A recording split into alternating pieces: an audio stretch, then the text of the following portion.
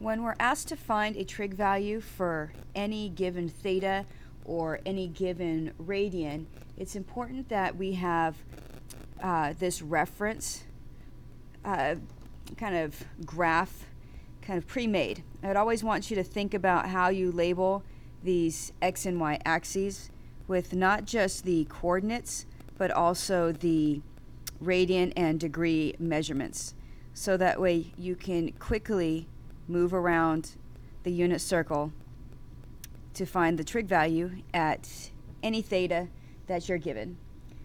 So something we want to know or understand is what is the value of the different trig functions when you are in a particular quadrant. So because all of our coordinates x, y translate into the value of cosine theta and sine theta, right? We can identify which of the 6 trig functions are going to have positive values in those particular quadrants. So in this first quadrant, you can see because sine and cosine are all positive, and tangent of theta is their ratio, right? That means that tangent of theta is the same as sine of theta divided by cosine of theta. And so you can think about it in terms of the y over the x coordinate, or you can think about it in terms of sine over cosine. And since all of your reciprocals come from just knowing the x or the y coordinate, or the ratio for tangent also coming from those, then that means that in this first quadrant, all of your trig functions are going to be positive. When you move into the second quadrant, the only values that are positive are your y values between your x and your y coordinate, which means that your sine of theta is going to be the only one of these 3 that is going to be a positive value. Now, even though it's only one of these 3, you have to remember that since sine is going to be positive, its reciprocal will also be positive. But since we focus most of our charts on sine, cosine, or tangent, and understand their reciprocals are attached to them, we're going to label this with just the sine of theta as the one of the 3 special that's going to be positive. And then down here, because both sine and cosine are negative, if you put a negative divided by a negative, that means that tangent of theta is the only trig function of the 3 that is positive. But again, that would also mean that its reciprocal would also be positive. So let's just label it with tangent. And then in this quadrant, the x values are positive, which means that cosine of theta is positive. So we usually like to add to this little reference quadrant and this reference chart that we're creating this ASTC, so that way we remember all of them are going to be positive, sine its reciprocal, tangent its reciprocal, and cosine would be positive values when we are looking at trig values for any given theta. Now, as you move around the circle, you can see that going from 0 to 360 or 0 to 2 pi is one rotation. So when you're dealing with radian measures, you want to remember that pi over 4, that if I'm in increments of pi over 4, that to get one full rotation around the circle, I need 8 of those pi over 4 increments. And that's going to really help us when we are trying to move around the circle multiple times to know how many of those is going to at least get us one full rotation. It would also be the same if we went negatively, that it would be a negative of those 8 pi over 4s. If we are using the pi over 3 increments, then it would take us 6 of those increments to get all the way around the circle. And if we're using the 6th increments, it would take us 12 to get all the way around the circle. And that's going to be very helpful for us. So let's look at a couple of examples. Right? I'm given just the tangent of 13 pi over 4. And so now I'm not asked to do all of the 6 trig functions as we've been doing before. I just want to know the tangent at that theta. So what I'd like to do is find out where is this going to be coterminal. All right, because again, if I think about my pi over 4s, I can think about them as being in the centers of these quadrants. And so off to the side, I'm going to think about if I'm in increments of pi over 4, right? If I take away one full rotation of those pi over 4s, that gets me over here to 5 pi over 4. Right? And so 5 pi over 4 is a positive radian in between 0 and 2 pi. And so this is going to be my coterminal angle. Right. So 5 pi over 4 is coterminal. And so I have to think about where that's located. And so if I think about 1 pi over 4, 2, 3, 4, 5, I'm kind of visualizing where the pi over 4 increments are. That means I'm down here in quadrant number 3. And if I'm in quadrant number 3, pi over 4 and 5 pi over 4 have the same coordinate but opposite signs. So I'm going to attach the negatives to those x and y values. And so what's really important is that once we know what the coordinate is that we're working with, then we can use these relationships to find out the trig value.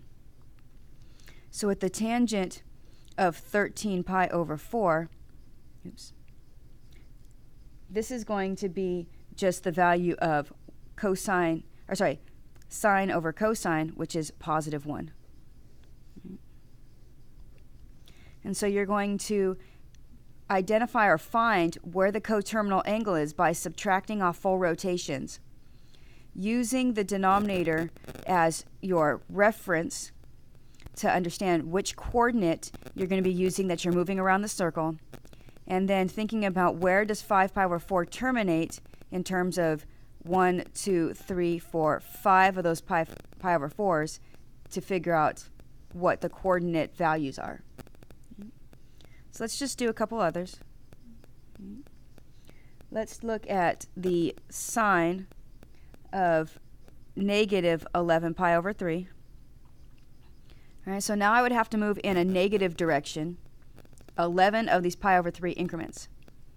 And so I'm going to start off with the negative 11 pi over 3. And now I have to unwind, which means if I want to go one full rotation, there are 6 increments in one full rotation. So I'm going to add that to where I'm currently at, and that's going to still say that I need to go another 5 in the negative rotation. So I'm going to add another 6 pi to that, which gets me to pi over 3. And so what that means is that I would have to unwind and go 2 full rotations, and then I would stop at pi over 3 as where I would be coterminal or terminate. And pi over 3 is in quadrant number 1. And so when I go up here to pi over 3, the coordinate that I'm at is 1/2 and root 3 over 2. And so you're trying to unwind these and find the positive coterminal so that way you don't have to go and think of 1, 2, 3, 4, 5, 6, 7, 8, 9, 10, 11. You're trying to not have to spin around the circle and actually touch all the increments. You're trying to do it mathematically.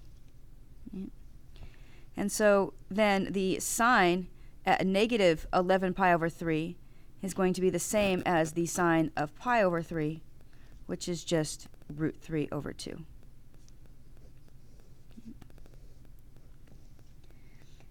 Now when you are moving and dealing with the other trig functions, the other 6 trig functions, or the other 4 trig functions, are somewhat difficult.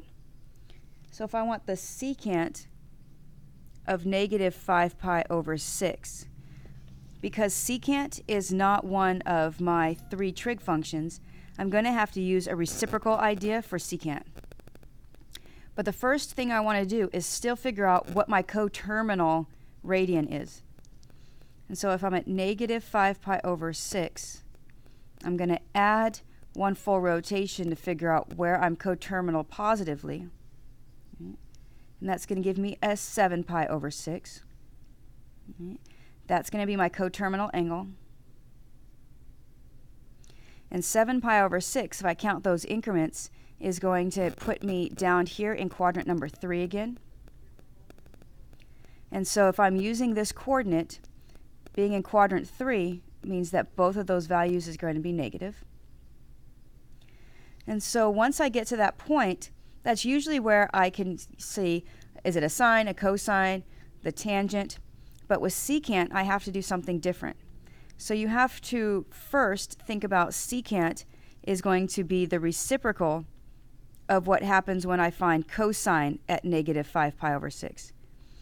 And so because of that, I'm going to come off to the side and I'm going to think of, well, what is the cosine at negative 5 pi over 6? I need to know that value. Well, the cosine at negative 5 pi over 6 is going to be the same thing as the cosine of 7 pi over 6 because they are coterminal with each other. If the cosine value at 7 pi over 6 is negative root 3 over 2, then when I have to write the reciprocal for secant, I can easily do that. So we're not going to think about doing it as 1 divided by the fraction. We're going to think about it in terms of what does it mean to be a reciprocal. Focus on just finding the value in the denominator, what is cosine, and then for secant, we're going to use reciprocals. So that's negative 2 over root 3, which, as we've talked about, you cannot leave in radicals in the denominator, or negative root 2 root 3 over 3. And this would be the secant of negative 5 pi over 6. All right, so there's a process that you're going to go through when you're dealing with finding radian measures for trig values at any point. And your first step is to always find where are you coterminal, what is the coordinate at that point. All right, so using your references here and understanding what is the coordinate or the quadrant that you are terminating in to identify what signs are going to change. And then you can answer the question, is it a sine, a cosine, a tangent, or one of these other trig functions? Right? So let's try one more.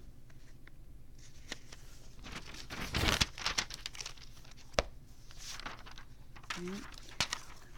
What if I want to know specifically, I want to be asked the question, what 2 radian measures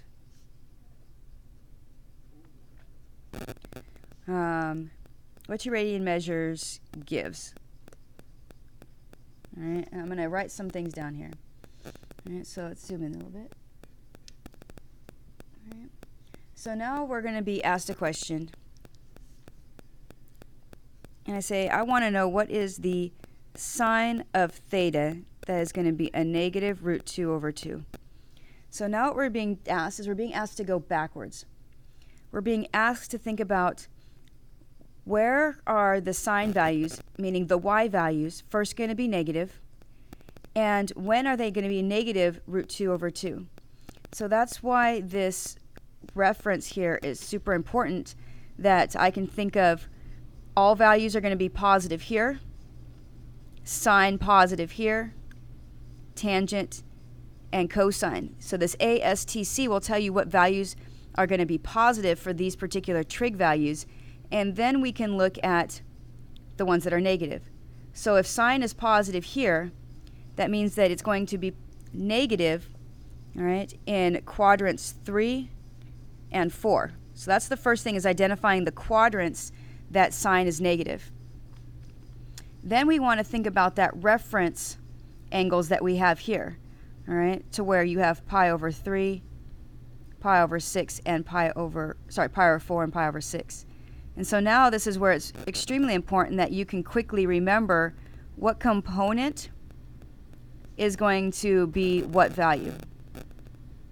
Right. And so the sine values that are root 2 over 2 is right here at a reference of pi over 4. And so I need to know where are the pi over 4s in quadrants 3 and 4. All right. So if I think about that really quickly, all right, and again, you can make like a small little chart. In quadrant number 3, that's going to end up being a theta that is a 5 of the pi over 4 increments around. And in the 7th or the 4th quadrant, it's going to end up being a 7 of the pi over 4. And so when you're asked this question, what is the sine of theta that gives you a negative root 2 over 2? It's asking you to work your way backwards from the coordinate to understanding what two quadrants you're going to have that value, and then using that reference to move around and identify where they terminate. All right, so let's do a couple more of those. All right. I want the tangent of theta to be equal to -1. All right. So again, for tangent to be -1, that means that the sine and cosine value must both be the same, so that way the quotient is 1. But to be -1, that means that it needs to be in the second and the fourth quadrant. All right? Because in those two quadrants, tangent is only positive here in the third quadrant and in here. So you need to have both the x's and the y's have the same value. So again, I'm thinking about this pi over 4, and what would those values be in the second and the fourth quadrant? Well, in the second quadrant, I'm here at 3 pi over 4. And again, the fourth quadrant is 7 pi over 4. What about values if I want to know when is a secant going to be undefined? Okay. Well, again, you have to think about what that means. That means that you have a 0 in a denominator. And because secant is the reciprocal of cosine, that means that I am looking for any place where the cosine value is 0. Because wherever cosine is 0, when I write its reciprocal, I'm going to be putting 0 in the denominator for secant. All right? Now, I'm not actually in a quadrant for this. I'm actually on an axis. So the only values where cosine are going to be 0 are if you're quadrantal. And you have to be specifically on this vertical axis because cosine values are x values. All right? So theta is going to happen to be 0 at pi over 2 and 3 pi over 2. And when cosine is 0 in those two values, writing the reciprocal as the secant will give you undefined. And last, let's just look at one more, like the cotangent of theta. And that's going to be 1 over root 3. Or they could write it as root 3 over 3. So when you're dealing with a trig function that is written where it's been rationalized, you want to unrationalize it to make it easier on yourself. You actually want to write this backwards and make sure that you unrationalize. So that's going to help us a little bit. All right. So first thing I want to think about is cotangent and tangent work together. All right. If tangent is sine of theta over cosine theta, that means when I write its reciprocal for cotangent, that's going to be the cosine value over the sine value, or x over y. And so what I'm trying to figure out is that when I create a fraction, I need to be able to put the cosine value on the top and the sine value on the bottom, where the fractions are going to cancel out their denominators. So it has to be either a pi over 3 or a pi over 6 increment. And now if I put pi over 6 on the top, that means that I'm going to have a root 3 in the numerator and a 1 in the denominator because of how the denominators cancel. But if I put the pi over 3 increment on the top, that means I'm going to have root 3 over 2 over 1/2. And so anytime you have the root 3 over 2 and the 1/2 as a fraction, right, that means that your root 3 is going to be on the top and your 1 is going to be on the bottom. So you have to think about like which one that's going to work out for. All right? And so for me, because I want to have the cosine value on the top, the sine value on the bottom, I'm going to be referencing the quadrants of 1 and 3. And the reason why I want 1 and 3 is because if tangent is positive,